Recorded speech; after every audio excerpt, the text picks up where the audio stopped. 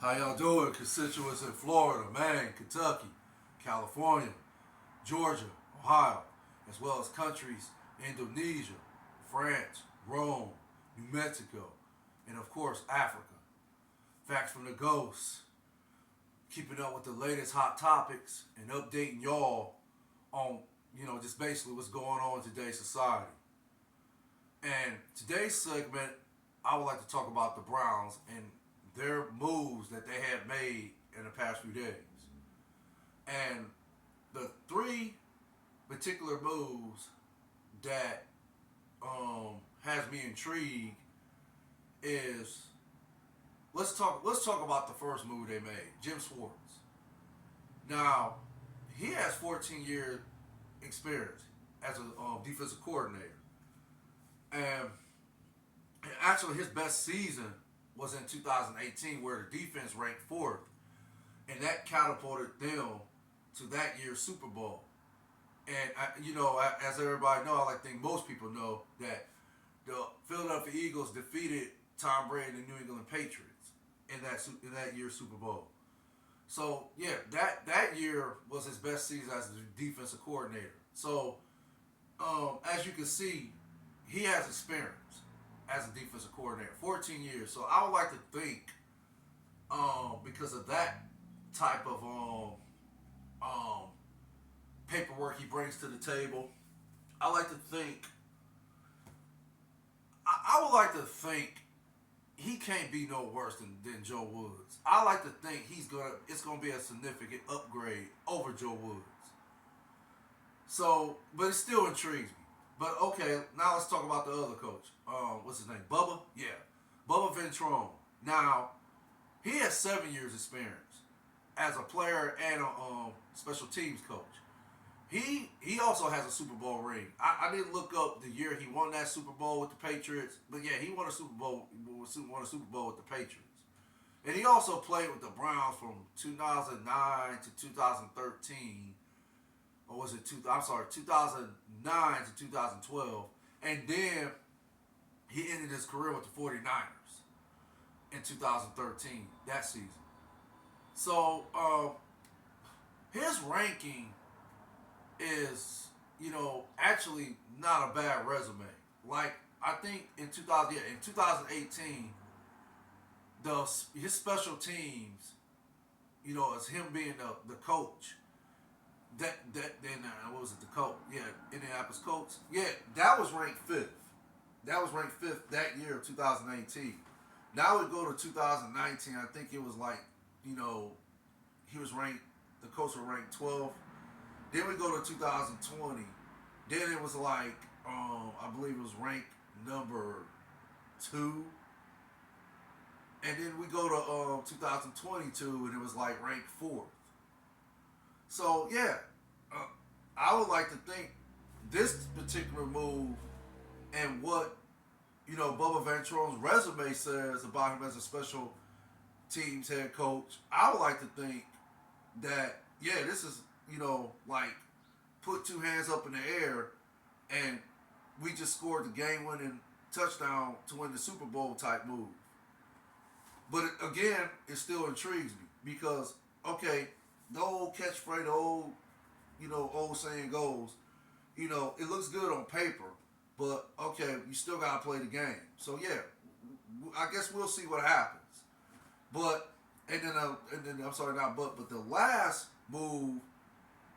I'm sorry, Bubba. I got him. I got him all out of order. My fault. No, Bubba Van Tron was the last move, and this guy was named Ephraim Banda was the second move.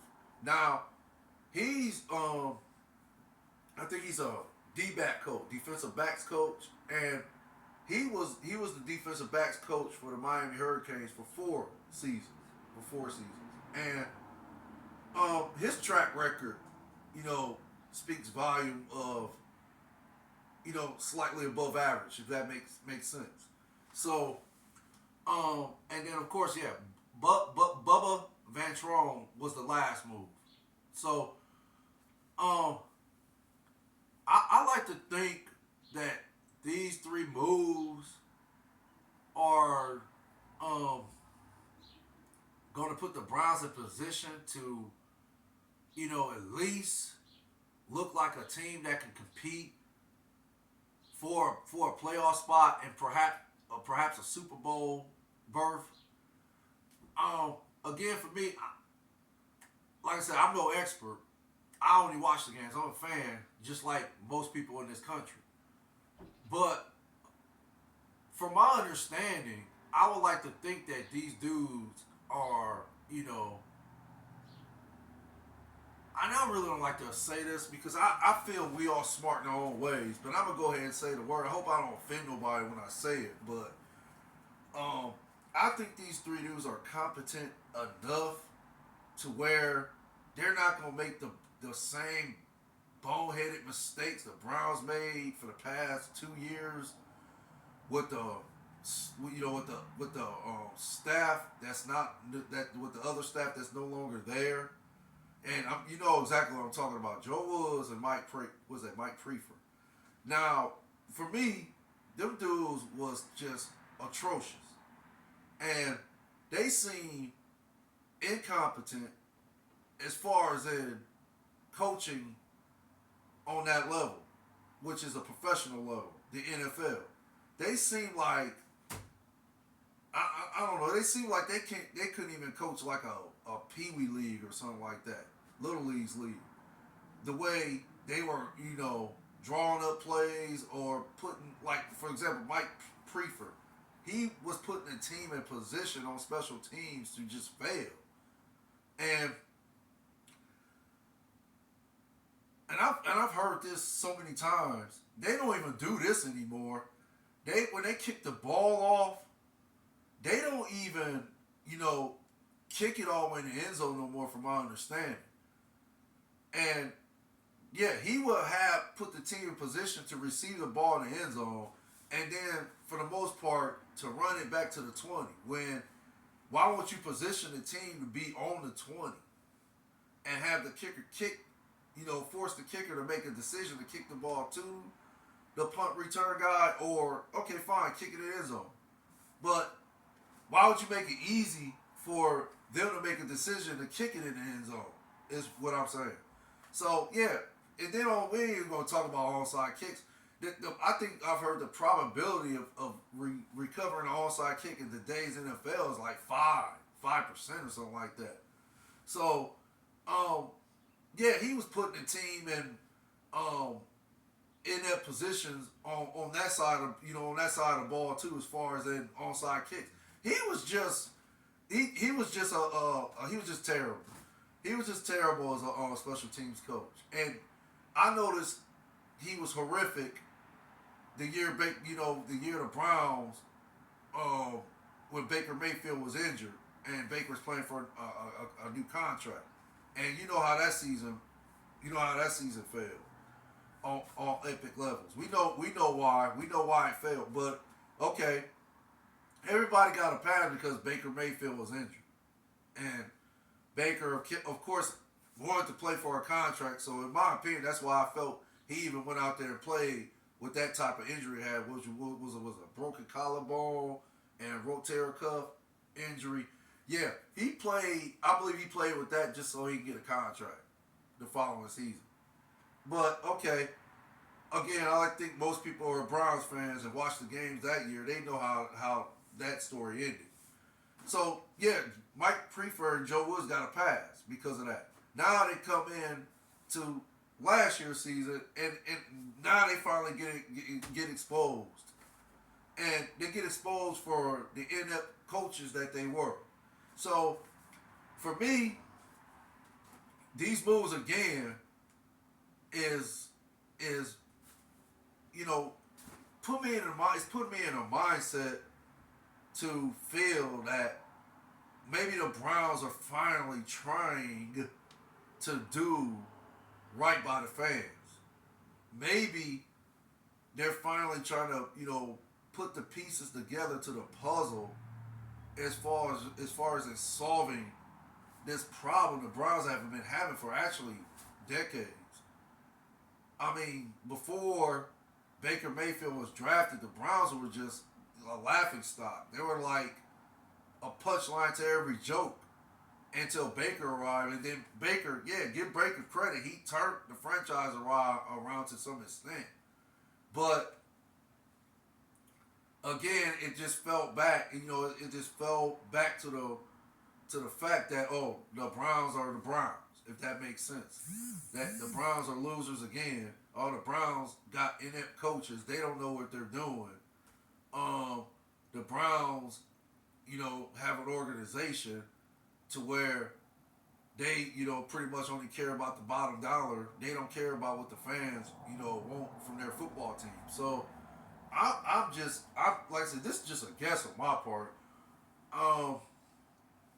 The way I see it, I'll say it like this: I like the moves, but I'm going to reserve my opinion till the season starts because I just don't know how they're going to be able to acclimate, everybody on the, as far as in, getting everybody's system flowing in one sequence. I don't see how they're going to be able to do all that yet. Do I think they can do it? I mean, again, I would like to think they can because these guys that they hire are, appear to me that they know what they're doing. That like they got enough experience to come in this season with the Browns and just make common sense decisions. Decisions that, where if you see with your eyes what's going on out here, why won't you just go with what your eyes is telling you instead of looking at analytics or, for the most part, a team changes their game plan. You feel you got to change your game plan because initially your game plan is working, but the team has changed, the other team, the opposing team has changed their game plan. So now you feel you got to, for the most part, keep up with them in order to win this football game. I really don't think these coaches are going to make those type of decisions. I think they're going to make silently profound football decisions. I think they're going to make decisions to where they're going to put the team in position to win, to win these games, to win the critical games, to win. You just basically look competitive. Look like a Super Bowl caliber team because on paper the Browns still have a Super Bowl roster. They still have that. So it's just about, in my opinion, it's about getting the right coaches in here. That's always been the Browns' problem.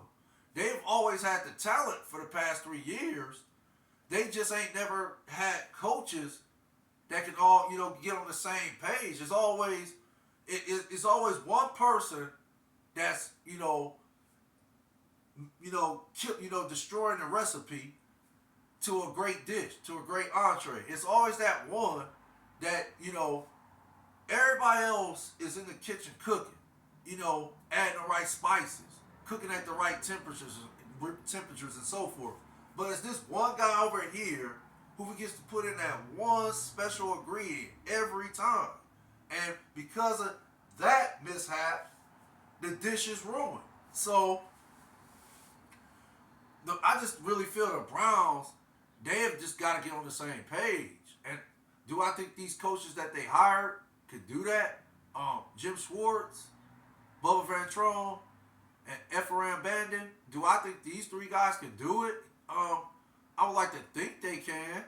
They look like intelligent coaches. They have enough experience. They're like they've won at the highest level. All three of these guys. So I would like to think from those experiences, when they're at the highest level, you would know what you're doing. You would know the right techniques to put in place for this team to be a success going forward. Like I said, they got a Super Bowl caliber team. We still have Deshaun Watson. Now, the question on Deshaun Watson is still in the air as to whether he can come back and play at the level he played years ago.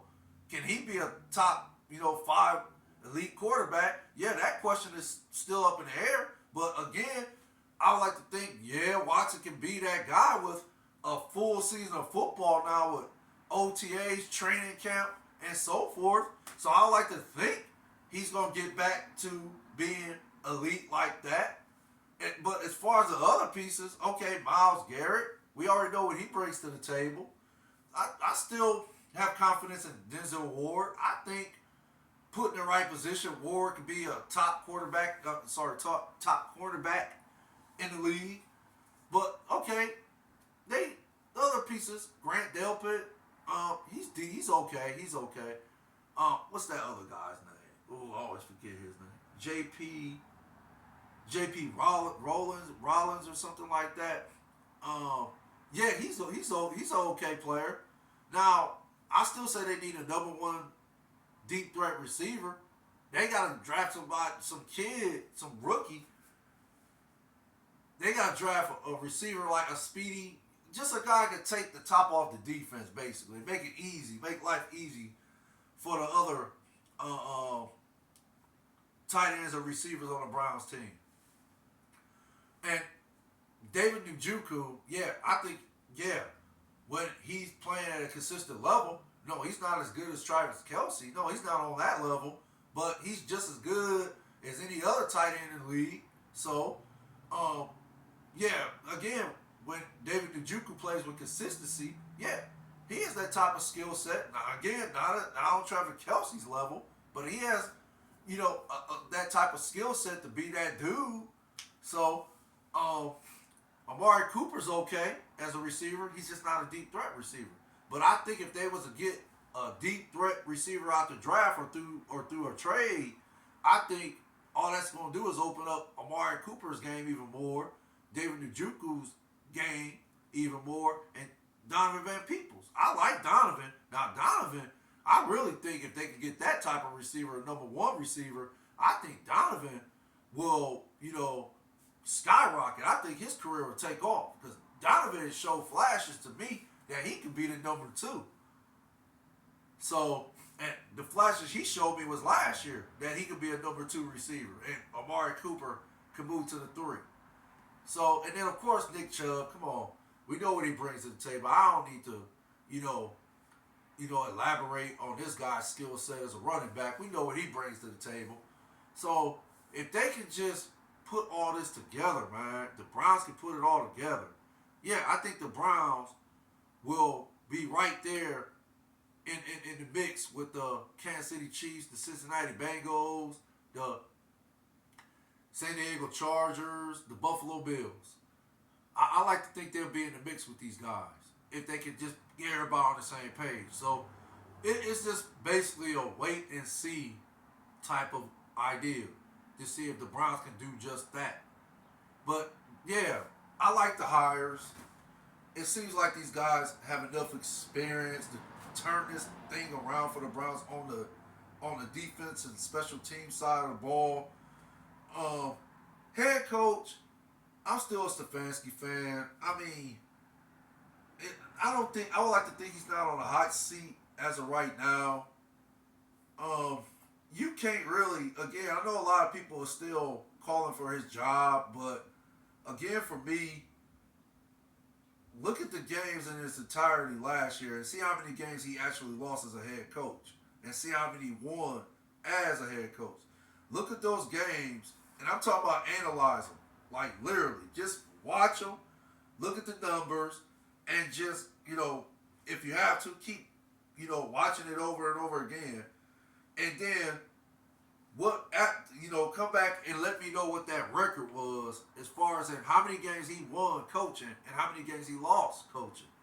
So, yeah, I think Stefanski is still the guy to basically wrap it up. I think Stefanski is still the guy. So, again, I think the Browns have, I think the Browns have the personnel to compete for a Super Bowl, but again, it's all about putting it all on paper. Not put it all on paper. It's all about, look, okay, this is the paper. Yeah, okay, we got every position checked. Check. Okay, now we got to go out in this field and we got to execute. So it's all about execution for the Browns this season.